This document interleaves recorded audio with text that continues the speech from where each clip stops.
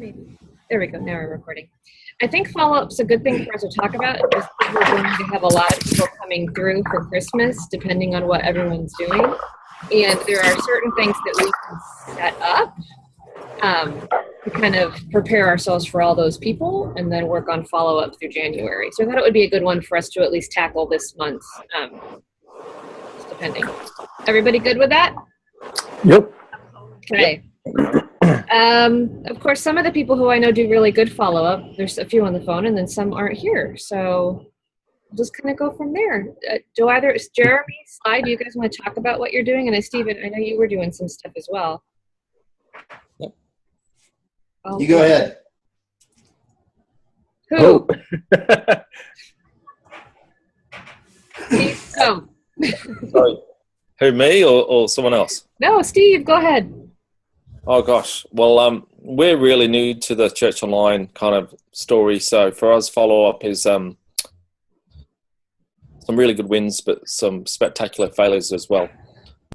So we have built into our platform some autoresponders, which give different targeted messages depending on what you click on and all that sort of stuff.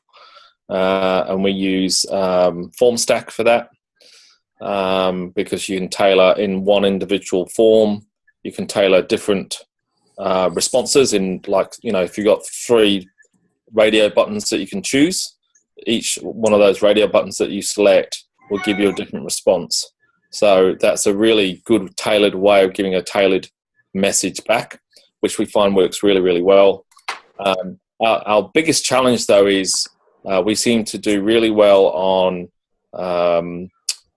following up into LifeGroups. So we've absorbed that follow-up into our small groups or LifeGroups team, so that one of their team members gets the autoresponder message from the person. They then follow them up, and we get, oh gosh, that's probably our highest hit rate in terms of people stepping into our online LifeGroups.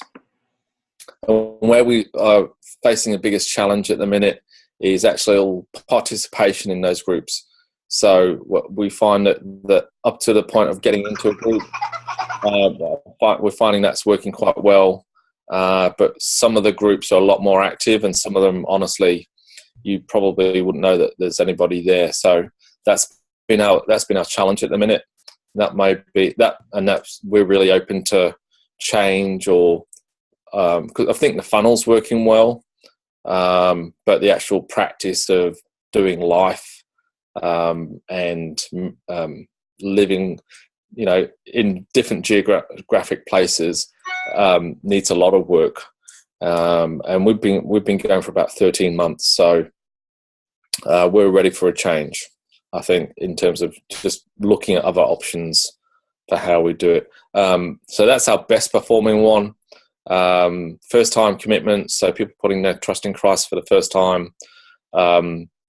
We get lots of responses for that. So this year, for us, I should say that's for us. So, you know, we've had like 150 people say they've followed Jesus for the first time so far in 2016. So that's been the big surprise for me. So that's the win. The hardest part is actually following up with those people. So again, we found the autoresponders have worked quite well, but it's because a lot of people are geographically distinct or English is their second language. That's our challenge. That's our big challenge.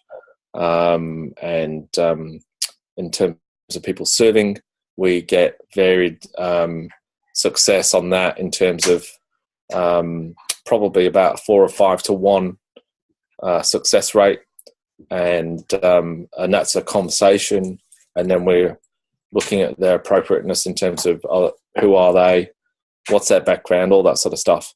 That seems to be working okay, and so that's kind of our middle performer out of all of our funnels.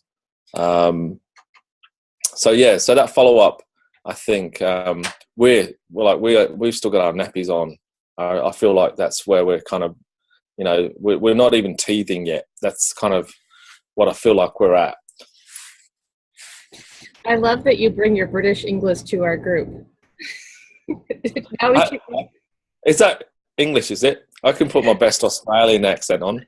Mate. Well, it's the words, right? Because you guys speak English, British English, and we speak American English. So things like nappies and what was the other one? What was the trailer one that I can't remember? You said you were getting a car trailer or something. Yes. Yes.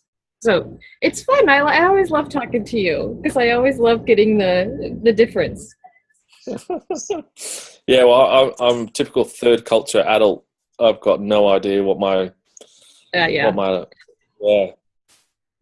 So, okay, real quick before anyone else goes, I am putting notes in the chat as we talk.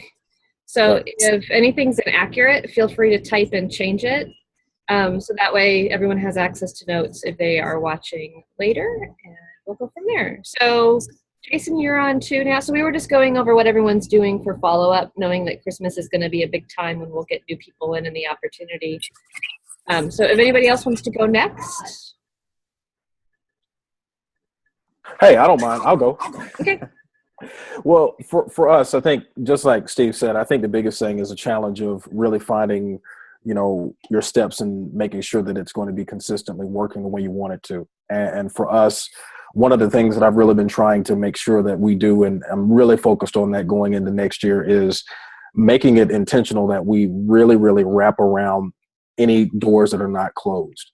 Because what happens is when it leaves from our online portion and that stuff goes to the team that handles all of the follow-ups and all the things that go along with that, making sure there's a clear understanding what the expectations are and what they are doing and what we need to do better. And because we have seen, out of all the decisions, recommitments for Christ and all those things we've seen across our campuses, we've had a large number online. But the biggest key is making sure that those individuals know their next step. And so what we're doing now is working on creating, whether it's courses or content or other things that consistently we're trying to do now to better that experience, so that when the time comes, when they do make a decision and they fill out our Connect card and they make certain decisions on the card, that they have a next step that we can take them through. And whether that's going through small groups and putting them in those positions, or even giving them a chance to go through our growth track and be able to serve as well, even though that they're not physically at a campus, but giving them the chance to do so. And so the plans of that are in place. It's just making sure now that everybody understands this is what we're expecting and this is how we need to follow through with them, because we don't want anybody to be out in the cold, if you will, and not be followed up when it relates to any decision that they make. My biggest fear is someone needing something, whether it's prayer or anything like that, and it gets left behind. And so I don't want to do that. And so I want to make sure that any doors that are not closed or closed, and anything that we're missing, that we're doing, because I want the foundation to be accurate. And I think it's like Steve said, I think many of us, we're constantly working on improving those things. I don't think it's already figured out completely. I think it's a thing where we're constantly looking at it and tweaking it and making the adjustments and making sure that things are right. Because I've got a laundry list of things that I want to make sure are in place as we move forward, because I've seen the numbers and it's great. But at the same time, I want people to be plugged in the local places that they need to be plugged in.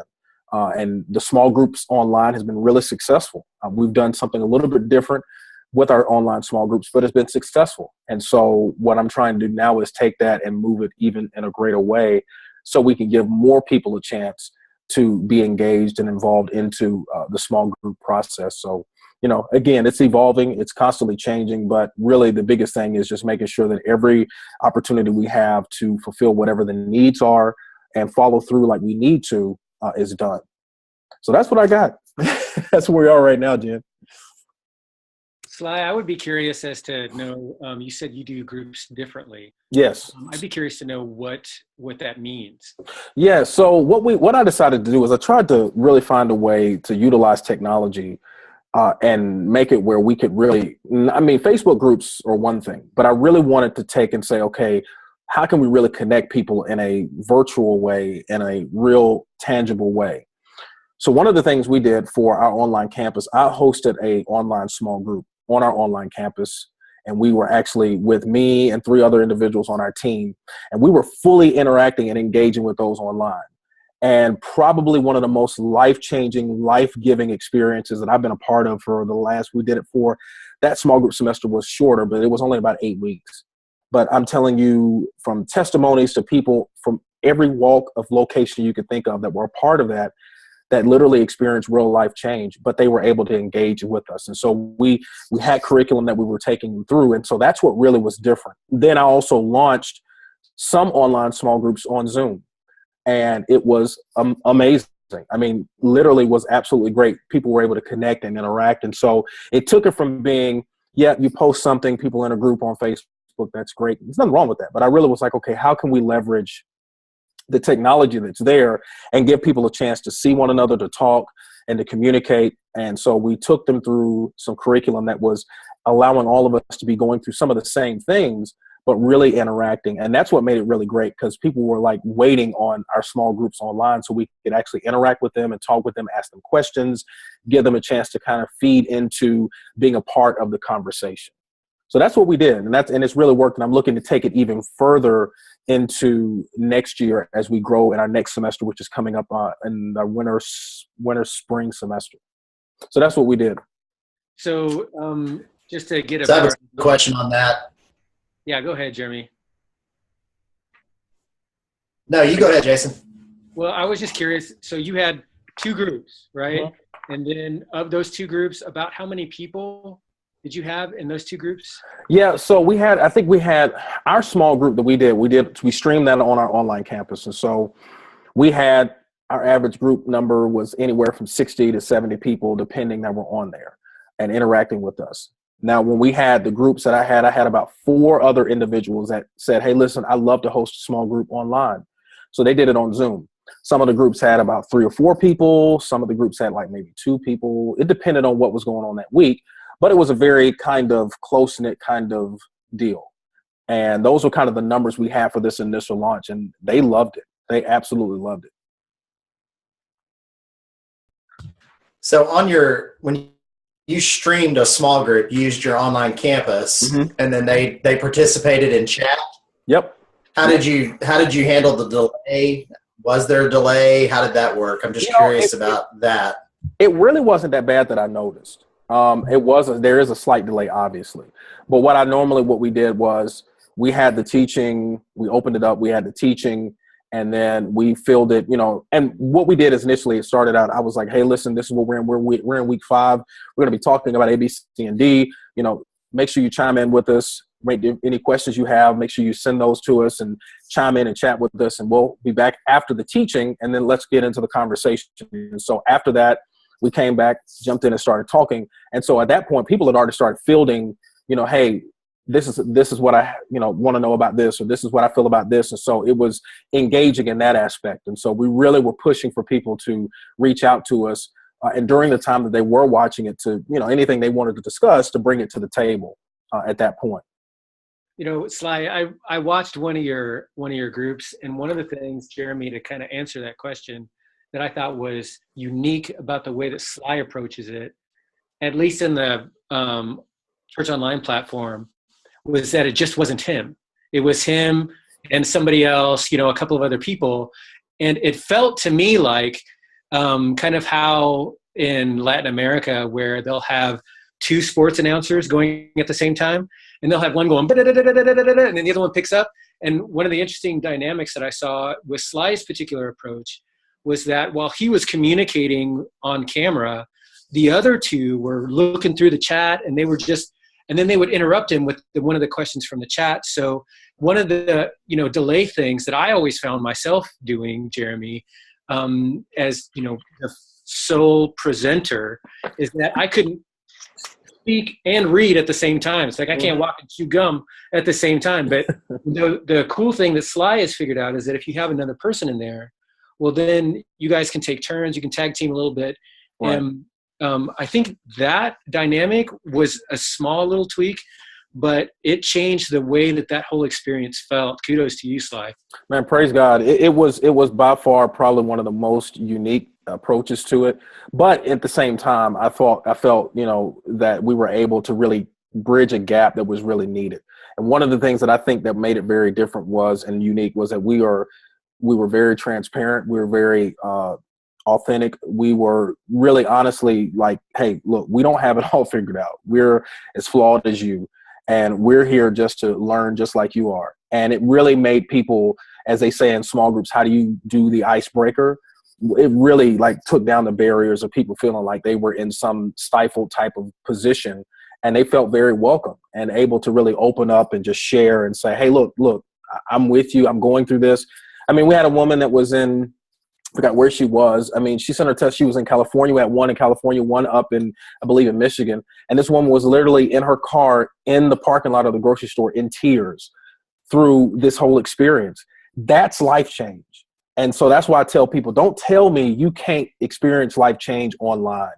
Don't tell me you cannot make a difference in this global technology that we have. Don't tell me that. You just got to take the approach that's going to work for you, and then just put your nose down and go for it. You know, I mean, there are going to be bumps in the road, the delays and things like that happen.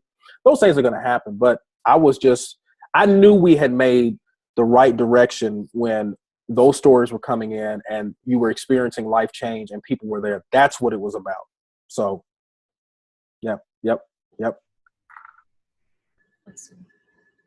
Here, real quick, since we have new faces, instead of going around and having everyone introduce themselves, if everyone will just type in the chat, I can see who you are, so you don't have to type who you are. Where you work, how long you've been in church online, anything else you want to add, maybe your biggest struggle and your biggest strength, what you see as your church online strength. And then, oh, look, I have a fan club. Okay, so Jeremy, you haven't talked about follow-up yet. And then Kaye, you want to go next? Okay, well, I'm gonna let Jessica actually talk about follow-up because she's primarily doing most of it, and I'll let her visit about it. Well, our weekend services are what drive our chat. So through our contacts during the weekend between our chat hosts and our viewers, when there's a significant chat, then our chat hosts fill out a woohoo form. That's what we call it, and the woohoo form is sent on to staff members. Right now, I'm doing most of the follow-up during the week, and we try to make at least 3 contacts with them.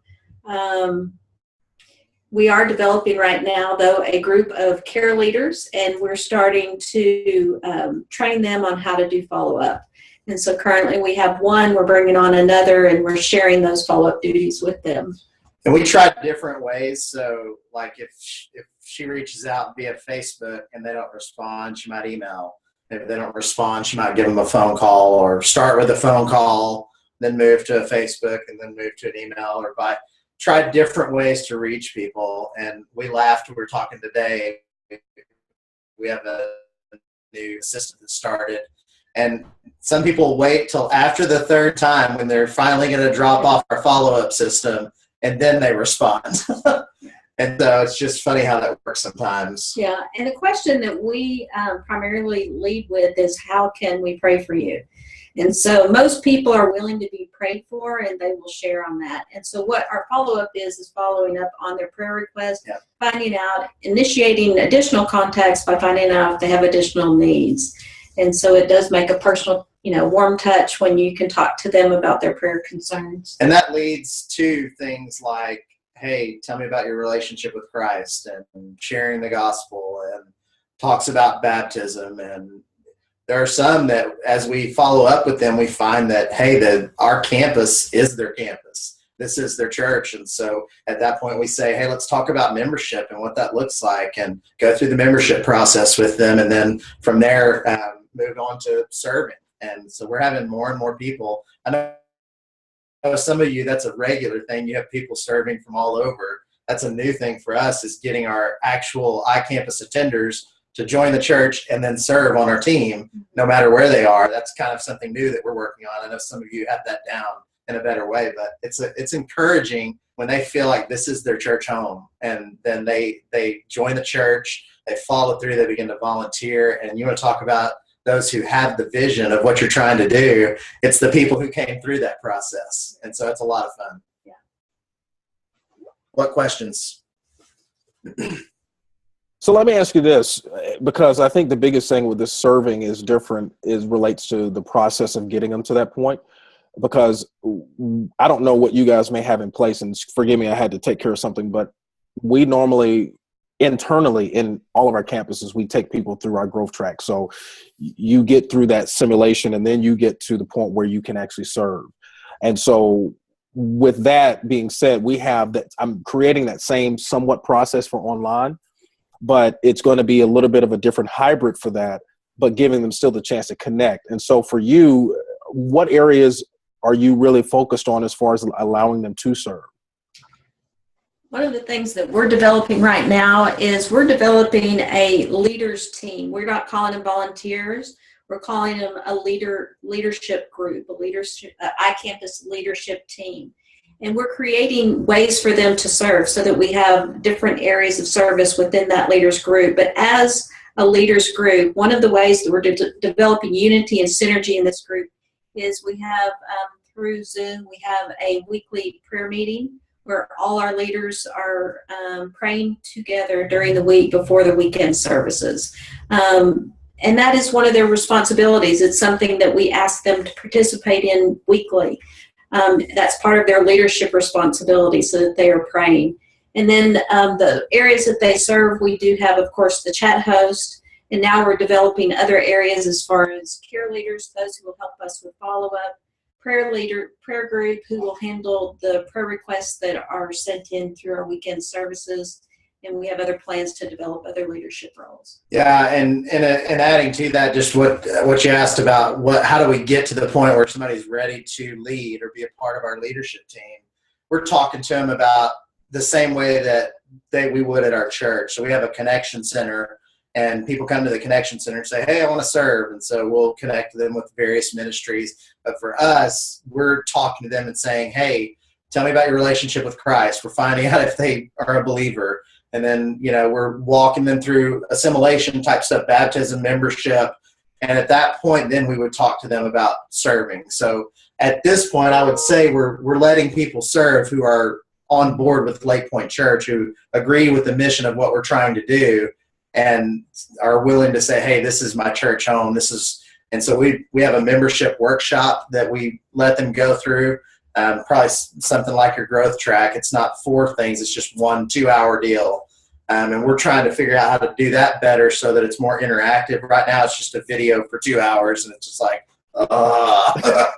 Well, if I can say this to you, I think what you're saying and what you're doing is very similar to what 101 and 201 of growth track are. Right. They encompass the portion of your decision and then Christ and all the things that are related to that. And then stuff about the church gets into more detail and context into 201 and how all that stuff evolves. So I think that's the same similar thing you're doing with that. Absolutely. And so that's absolutely great. I absolutely love that. I really do. And I think that's a part that really, the connection piece to all of that helps them understand the buy-in as to what they're doing. And as I always like to talk about, the fact that it's not that they have to do it, it's something that they get to do.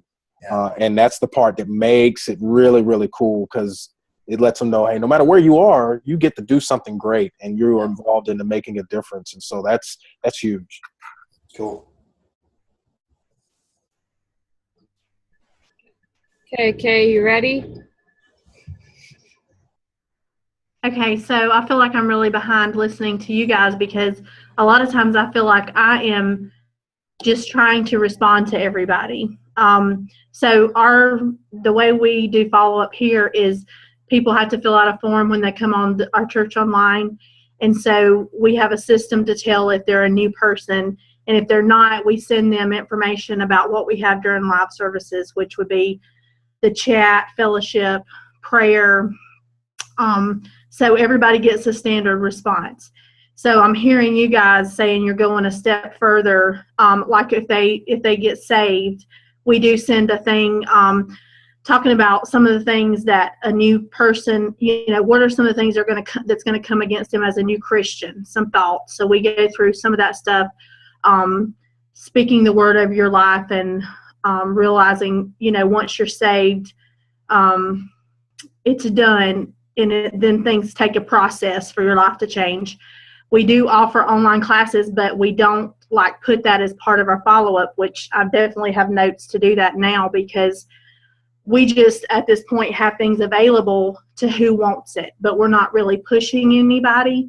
So I am interested to hear more as you guys are talking about you're doing follow-up. And so what are the next steps when you get certain people? Even in my prayer, I'm thinking, okay, in prayer, when we reach out to somebody, we should probably be connecting them to a life group when they're in prayer. Especially, we get a lot of people saying they don't feel connected, they don't have good relationships in their community. So I want to set up stuff to where people are actually connected to a life group or a life group leader.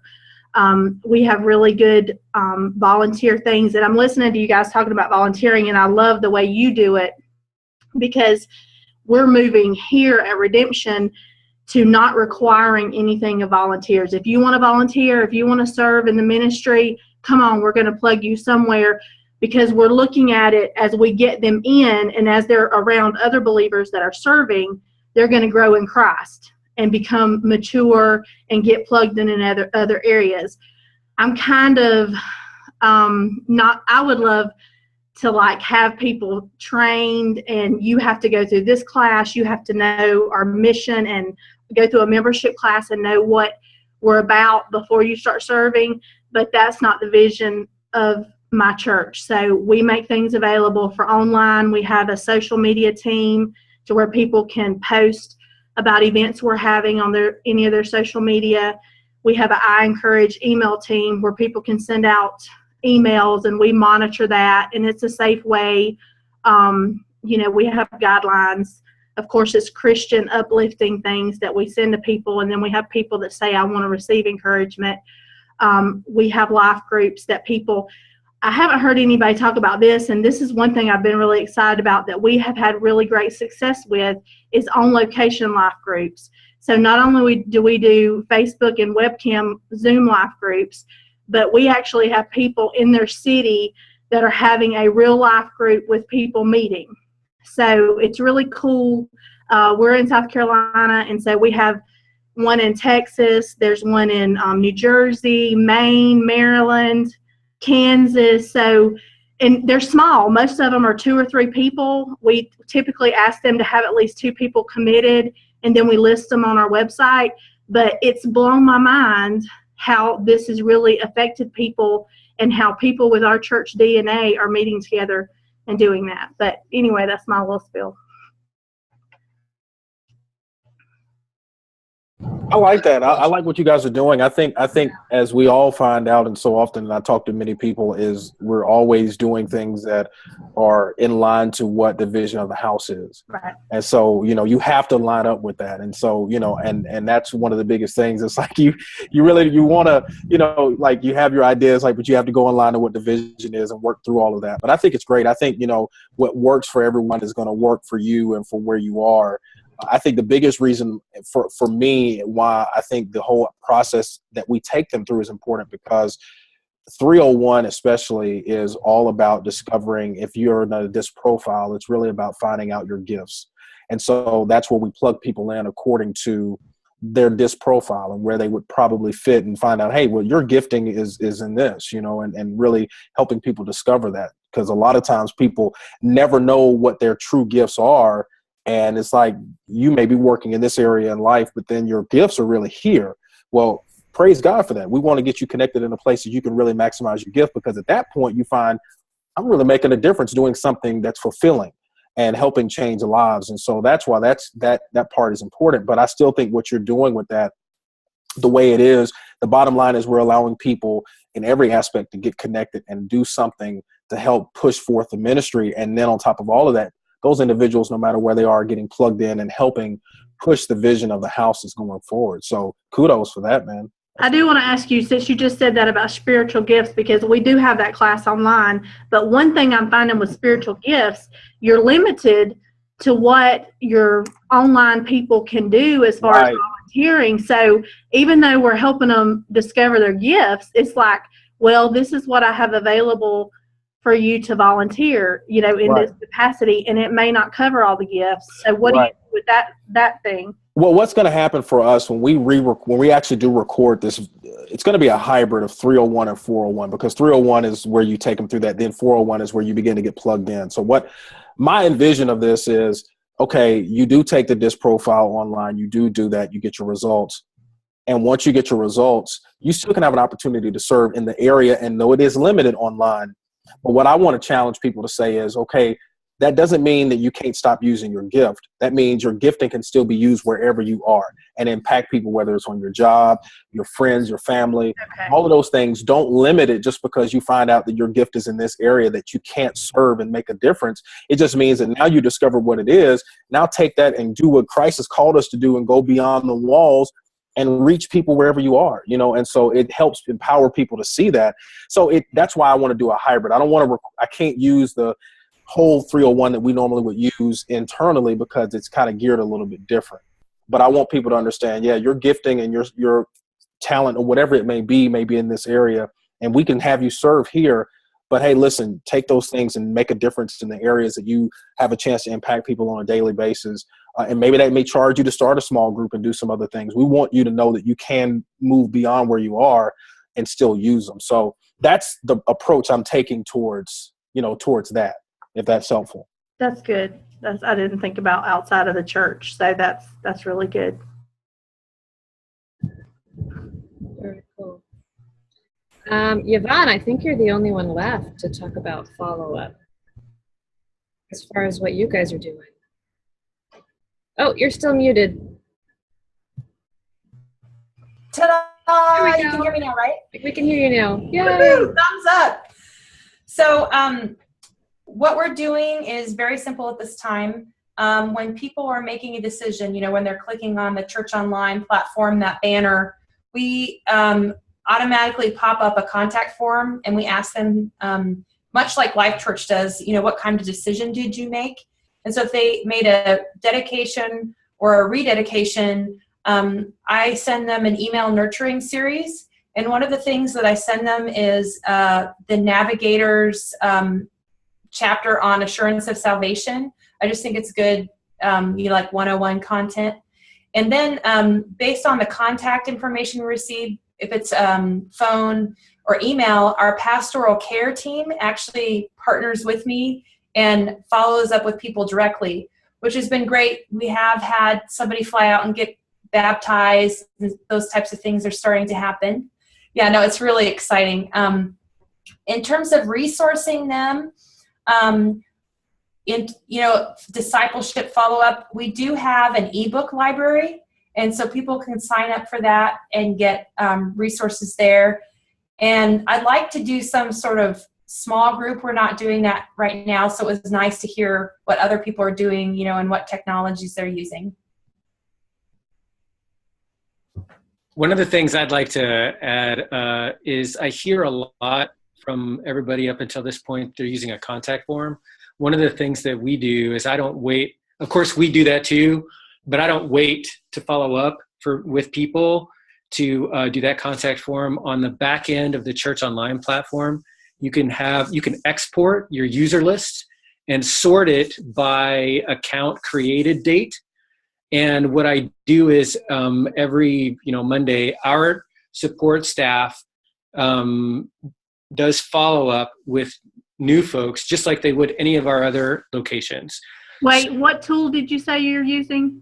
The Church Online platform. Oh, okay. So, I don't have that. Okay, go ahead. Okay, all right. So it's a little bit kludgy in how it works, but it is a way for us to, without having the friction of them actually filling out a get to know you form or whatever, they just show up and create an account. And because they created an account, I know that they were there and I know what their email address is.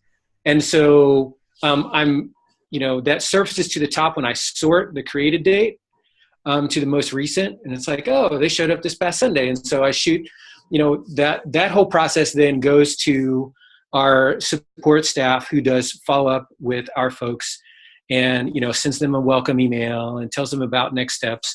And so that is another hook that you can use with the Church Online platform to add to that type of touch points for more interaction. What percentage of people, Jason, are actually setting up an account versus lurking? Oh, wow. It's like less than 10%. So it's like, I was looking at the data just, while you guys were talking, and, we had 6 or 7 people create new accounts.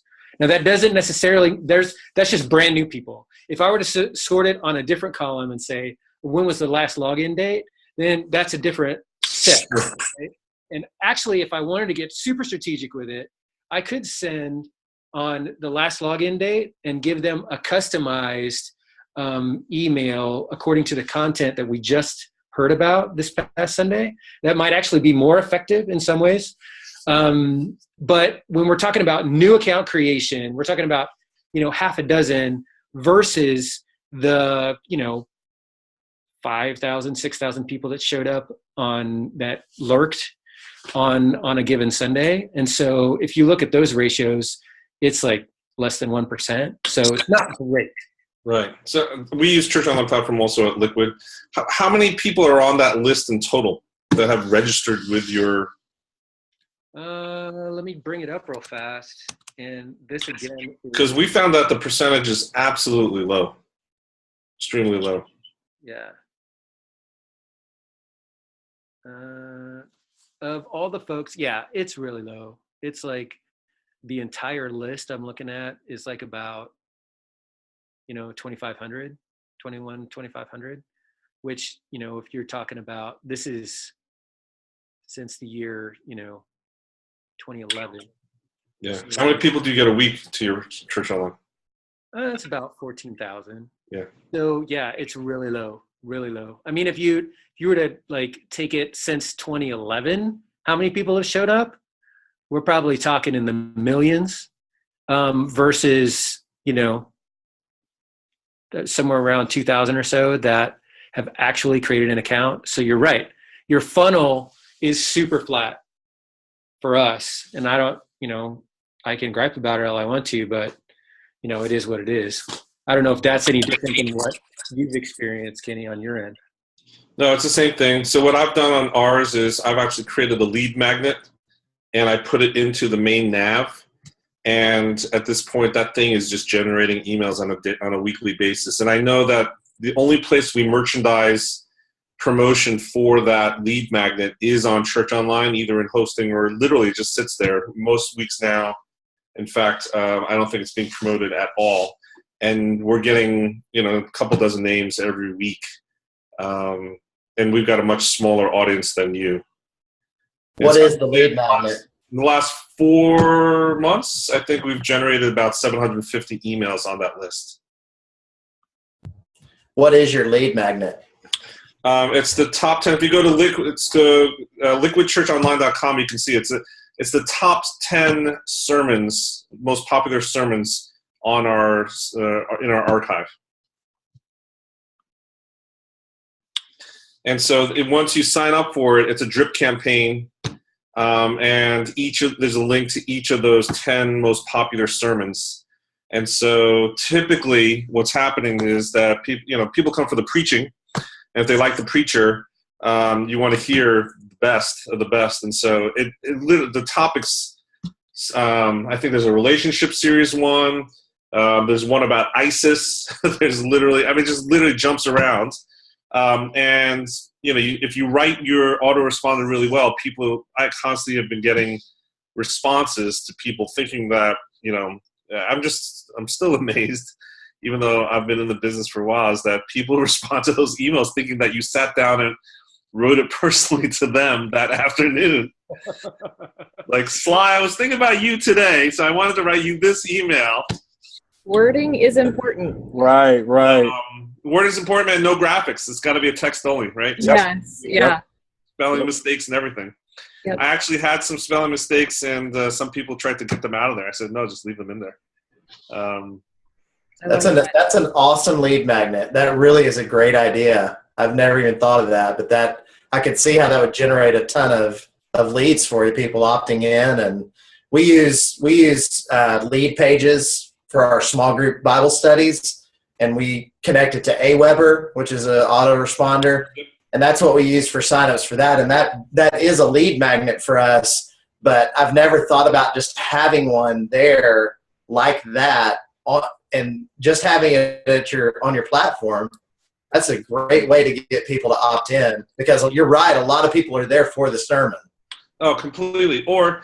And so just a full disclosure, I've actually left Liquid staff. So I've rolled off. I've handed the baton over to another guy there. And so, you know, there's a lot of other things that I would do at this point after learning this last quarter of what we've been experimenting. But if I had the manpower and the volunteer power, what I actually would do is I'd create another lead magnet for the sermon notes. Every week at our church, we have, the fill in the blank sermon notes. And so it's one of the biggest complaints that we get, and that, like, you're not treating us like the regular campus. You don't care about us. And I'm like, dude, it's a systems things. I can't get it until Saturday night. And anyway, it's a whole production cycle thing. And if you could get that up as a lead magnet, I guarantee you the number of people who would sign up for that you would just get all the people that are in there. I think having sermon context lead magnets would obviously up numbers, but on the back end, right? So I don't know how you guys do, but I'm actually used to be on camera before and after. I have an intro and outro hosting spot. On the outro, it would be like, hey, if you enjoy this message, if this message resonated with you today, I just want to let you know what we did recently is pull together the top 10 most popular video sermons that we have in our archives. I'd love to give you access to that immediately. All you have to do is go to this URL, liquidchurch.com/top10, and you put in lower thirds, or check out the link at the top of the screen on the main nav, and we'll get you access to the top 10 most popular sermons. You'll go through Pastor Tim's teaching across a wide variety of topics that you could watch at your leisure, or best part, sit down with a friend or family member and actually go through some of these stuff, right? So, and whenever you did announce it on the hosting spot, the opt-ins would go up. I like it. And the fact that the lead magnet is only available there, it's not available on our main site, right? So it's like the secret lead magnet. For me, it increases the confidence that 750 people on that list are church online people. They're not our regular people. Yep. That was worth the cost of the meeting right there, man. Thank you for sharing Brilliant, Kenny. that. Really is good. Okay, so we have 15 minutes. Anybody else have anything about follow-up that you haven't brought up yet? Jason, by the way, I wanted to tell you, you are unique in the way you do it, and I really love the way that you drip your content from the Church Online logins. If you haven't signed up for that before, anybody, it's really good to go look at it. Just sign up for an account and make his admin send you emails every week. You know, the funny thing about that, Jennifer, is that I don't do it. I know. Like a whole other team from our church does that. I just hand it off. I'm just like, because a lot of our stuff, we do so much of our follow-up with central support services, and I just honestly didn't have the time to deal with it. And so I was just, dude, ain't nobody got time for this. So I just like handed it off and said, here's what you do. I trained her on it once, like 5 years ago, and she's awesome and is killer when it comes to dripping out content. Yeah, she's pretty amazing, but she does it for everybody. So, if someone were to fill out a Connect card on site, they'd get the same type of response. It's the same deal. And I'll just say that data entry is a volunteer role that most churches don't advertise. That is a great way to get someone plugged in. We have some people on our regular campuses who literally, so we have Chromebooks on our campuses, and they literally do data entry for the offering right there. So it doesn't even wait until it goes back to Central. That Sunday, people are in their rooms data entering all the offerings into the system, and people love it because they can give half an hour of their time. And it's also, there's other stuff you can do remotely. So it's a way to rope people into your ministry. And then side note, I'm a big fan of outsourcing. You can get offshore help for $4 an hour to do that kind of stuff. That's the type of thing that Jason was talking about, is perfect for outsourcing. Yeah, and Nice. Another aspect that I was thinking of while you were talking, Kenny, to address case scenario of what kind of, you're wanting to have, you want to have people serve, but at the same time, you want to train them. That you can volunteer team as like entry-level roles that don't do a lot of collateral damage if they screwed up or if they're, sex predators or something. So there's like in my particular scenario, slide rulers are that entry-level position, because if I have some flake that barely will answer an email and go through a little bit of the process, but he's a no-show, then it's no big deal. Anybody else on my team can push that slide, and it doesn't affect anybody. He's not really in contact with anyone to do any real damage. But what that is, it's an entry-level step so that I'm like testing him. And even if he wanted to be like, a rock star Jedi print ninja, I would tell him, I'm like, look, that's awesome. We'll get there. Here's the process that we go through. First, you start out as slide ruler, and then you do chat artist, and then you can be print ninja. So let's start you here, first step. And, I'll put him on the schedule. And if he shows up, awesome. If he goes through his paces, awesome. And that's how it's kind of a little bit like I'm not closing the doors to anybody. I could have a total jihadist or whatever be a slide ruler, and it doesn't really matter. It doesn't matter.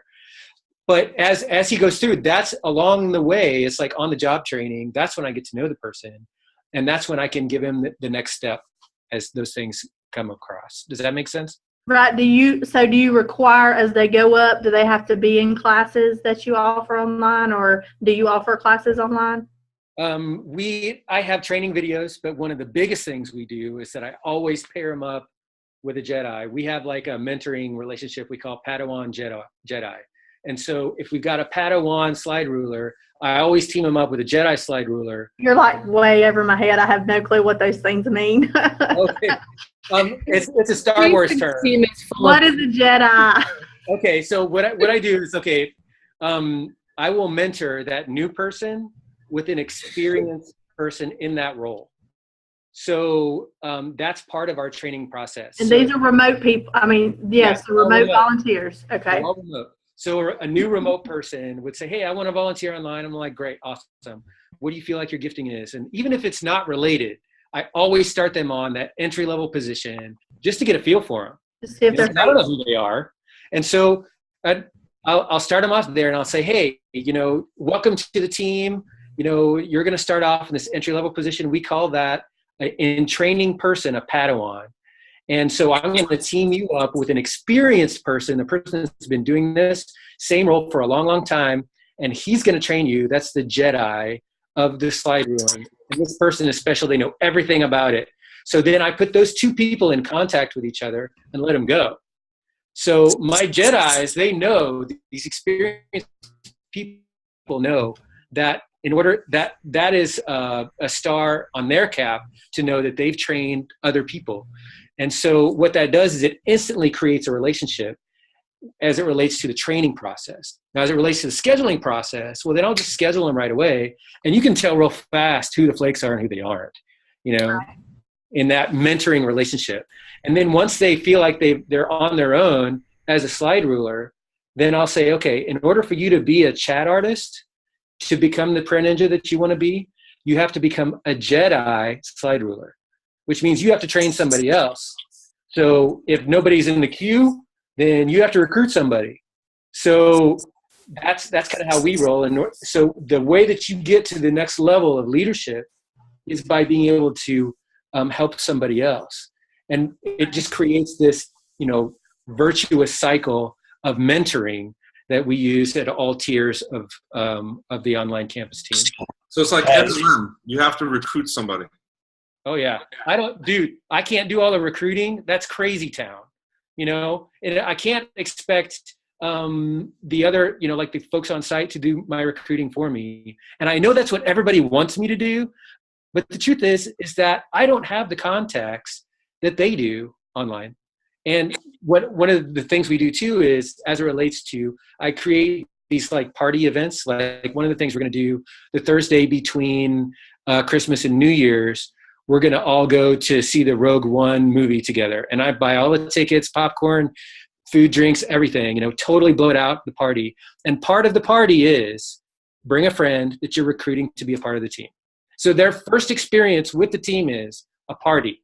Is that on-site volunteers? That's with the on-site stuff. And I wish that we had a better equivalent to that sort of thing on, for our remote volunteers. Unfortunately, at this point, we don't.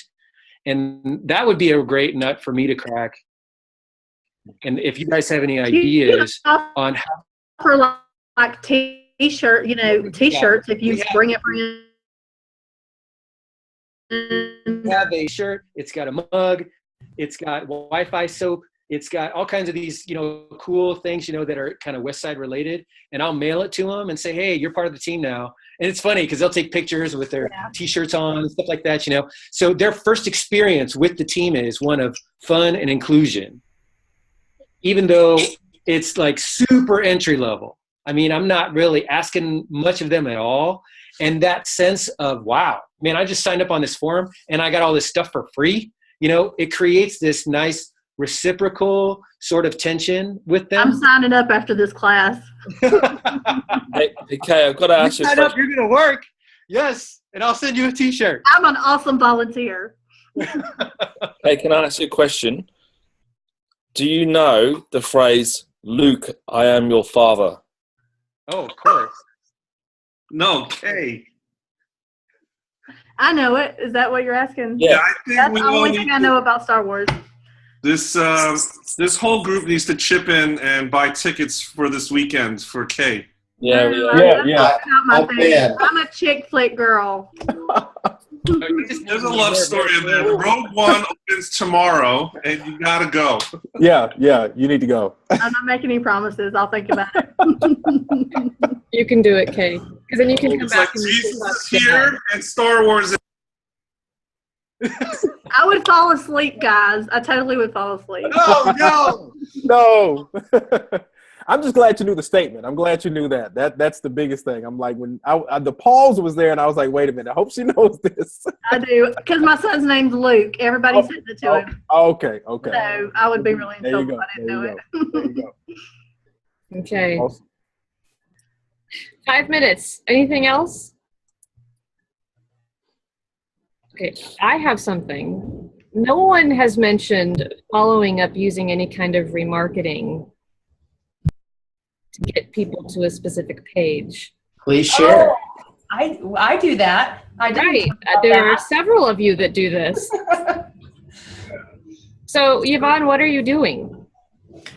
So one of our follow-up mechanisms is that we send a daily devotion. And so if people have come to viewed church online, been with us, we send them a remarketing ad inviting them to sign up for the Devo. And then we also send remarketing ads to people who haven't been with us on church online. So it's kind of like the, hey, we missed you and we'd love to see you back type of thing.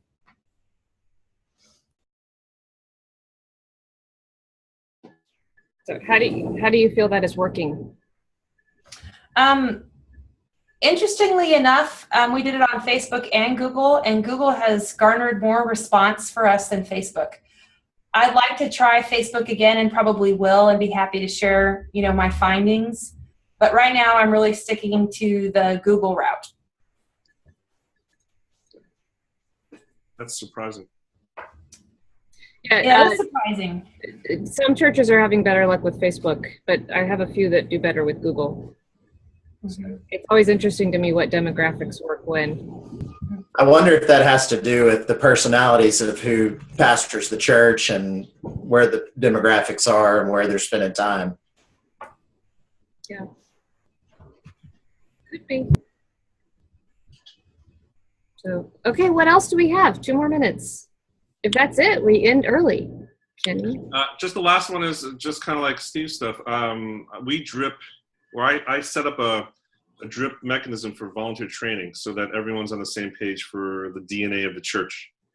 And so that might be something that you guys haven't thought of either. And so that goes through, we have a sermon series that talks about our core values. So that's one of those, how to deal with hecklers, all those FAQs. It just goes through a whole bunch of stuff that I think it's hard to, it's kind of like what they call vision leak, that every so often you have to recast vision. And so having that sequence that spans months is something that we usually decide. When someone raises their hand to volunteer, I have them fill out a Google form, and that asks about their relationship with Jesus and all this kind of stuff. And then I have a call with them, and then if they're onboarded, I put them into the sequence, and from there, they're sent a whole training sequence. I was thinking about trying that for this year. Has it worked well for you, Kenny? Yeah, it's worked well. Well, it's reduced the number of questions I've gotten from volunteers. So from a noise perspective, that's what Autoresponders should do, right? You get rid of all the FAQs. And so, yeah. And again, there are a couple of those over-eager volunteers that respond to every single email. So I know I'm getting my money's worth from the Autoresponder that's actually working, because it is sending out emails, because I get notified by a reply every time sometimes. But for the majority, it's quiet. It's just dripped, and there's some encouragement in there, right? It's same thing with that. The top 10, I'll have some emails timed to on Sunday that says, hey, if you're online, right? There's stuff that is just conversational, relational, not just that topic. Okay, in saying that, one of the things that we're using now is text in church. I don't know if you guys have heard that. We're slowly adding to that, so getting people to actually text in. But one of my fears is every week I send some type of encouragement scripture in a text just to stay connected with people.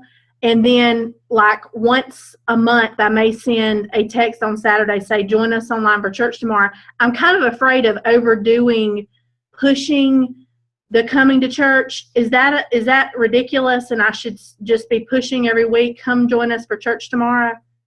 Anybody got a thought on that? Can you overdo it? Yeah, I think you can overdo it. I think you need to be careful. You need to vary the approach, the messaging. Yeah, I would agree with you too. If you're giving people content, it's like the, jab, jab, punch kind of an idea where, you're giving them value in what you're sending them. It's not all a pitch. Right. For a call to action on their part. One of the other things that I find interesting as I'm hearing you guys around the horn is these autoresponders are like baby steps toward an AI of discipleship, which I'm kind of thinking through at this point. Yeah. Kind of tipping my toe into that arena. Just from a high level standpoint, we create, if we're all creating discipleship pipelines, we all get these drip autoresponders. All these things are automatically occurring. Well, maybe we could put some AI to it and, then. Yeah, customer service bots are the thing right now, and you're going to see more of them, right? Yeah. Have you, I don't know if you've played with HubSpot's bot, but it's available. I can get the information to Jen on how you can access it. I've also talked to a church that's starting an online campus here in Dallas, and they're thinking of using something like Zendesk to create a knowledge base so people can seek out answers to questions that they have on a regular basis. That's awesome. Yeah. Okay, the other thing, real quick, I know we are at time. There's a few of the churches that I work with. We've actually set up a drip campaign where at the bottom of different emails, we'll say, hey, if you want us to send you a reminder every week to a specific service, click here and sign up for that. And then we have permission to email them every week, 30 minutes before a service. And it's not this huge thing. Okay. Yeah, I wasn't sure how much is too much. But then again, I don't want to not do enough if they're going to click on that and be in church with us if I'm sending something. Yeah. But I want them to know I love you. I'm not just trying to get you in my numbers. I'm concerned, and that's why I'm doing the content. But I'm wondering if I'm doing enough with the invites, because really about once a month is all I'm doing. I would honestly experiment with some like cool stories. Like I would text a link to a photo of, check this out. This guy, great idea. Right? This guy just gave his life on church online. FYI, I'll be in chat in 10 minutes in the live service if you want to meet up. Just very conversational. Cool thing. Or hey, this volunteer of the week, I actually got to meet up with them for coffee. And then send them to a post or send them to a link. Oh my gosh. Yes, hey, I'm online if you want to. I'm online right now. Because I actually met one of my volunteers when I went to the conference in Texas. We actually met for lunch. So that would have been an awesome opportunity to do that. Or you can do things like, hey, we're looking for some I'm looking to post some pictures of Church Online people with the Church Online in the background. Church Online is going live in 10 minutes. If you're available, can you hop on, take a picture, and send it to me? Awesome. I think those are better ways of interrupting someone via text where it won't be seen as a promotional ad to just get them to Church Online and yet remind them that Church Online is live. Absolutely, because I do want to balance. I want to have a balance, even though we want people to come in and experience the community. Hey, I've never watched Star Wars. I'm in live chat in 10 minutes. Please join me there to tell me why.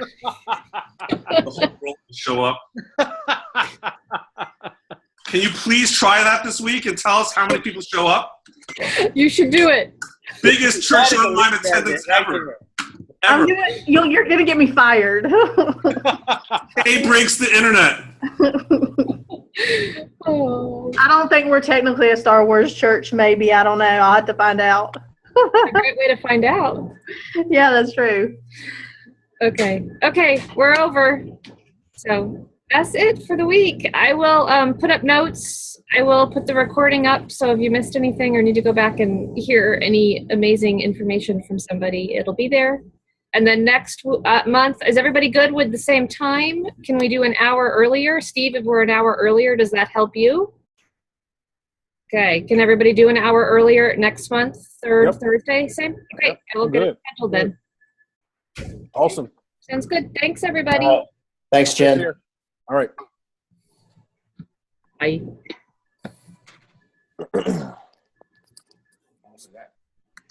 All the people that are doing. Hi, Kenny. Let me stop my recording.